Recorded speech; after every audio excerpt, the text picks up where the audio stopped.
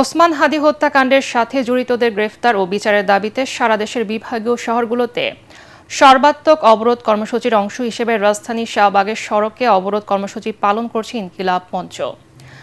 বেলা 1:45টার দিকে শাহবাগ মোড় অবরোধ করে সেখানে অবস্থান করছেন ইনকিলাব মঞ্চের কর্মীরা।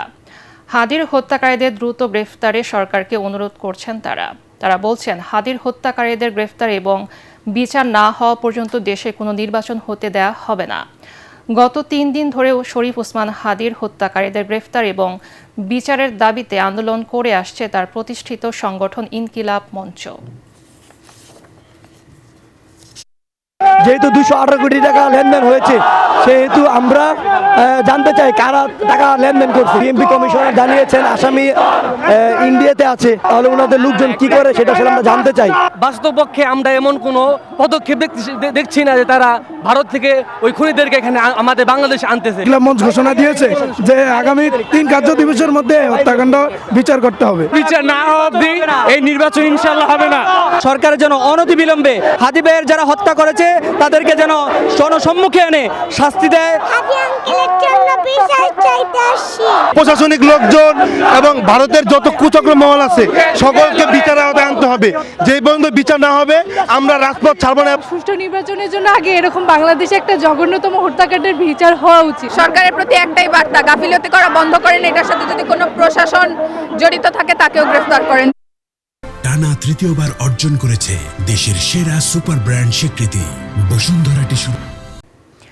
ইনকিলাব মঞ্চের মুখপাত্র শরীফ ওসমান বিন হাদী হত্যা মামলার অভিযুক্ত প্রধান আসামি ফয়সাল দেশ ছেড়ে পালিয়েছে বলে জানিয়েছেন ডিএমপির অতিরিক্ত কমিশনার এস.এন. নজরুল ইসলাম। ইতোমধ্যে ফয়সালকে ভারতে পালিয়ে যেতে সহায়তা করায় দুজনকে গ্রেফতার করেছে মেঘালয় পুলিশ। এদিকে হাদী হত্যা মামলার তদন্ত কাজ প্রায় শেষ পর্যায়ে জানিয়ে 5 আগস্টের পর হাদীর আদর্শের কারণে যারা ক্ষতিগ্রস্ত তারাই এই হত্যাকাণ্ডে জড়িত বলছে ডিএমপি।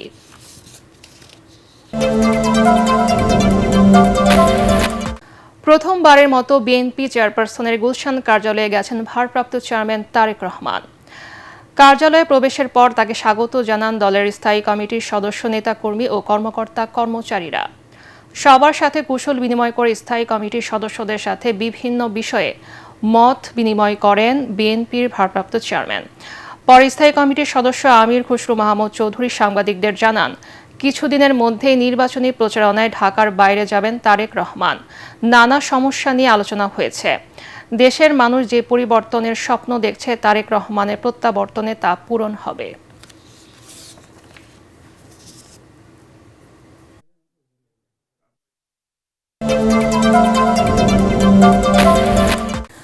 জাতীয় নাগরিক পার্টি এনসিপির সাথে জামাতে ইসলামীর আসন সমঝোতা চূড়ান্ত পর্যায়ে বলে জানিয়েছেন দলটির সহকারী সেক্রেটারি জেনারেল অ্যাডভোকেট এহসানুল মাহবুব জোবায়ের। টেলিফোনে এটেন বাংলাকে তিনি জানান, কাল মনোনয়নপত্র জমা দেওয়ার শেষ দিন হওয়ায় রাতের মধ্যে বিভিন্ন দলের সাথে আসন সমঝোতার আনুষ্ঠানিক ঘোষণা দেওয়া হবে। এ নিয়ে এখন আর কোনো টানাপোড়েন নেই বলেও জানান তিনি।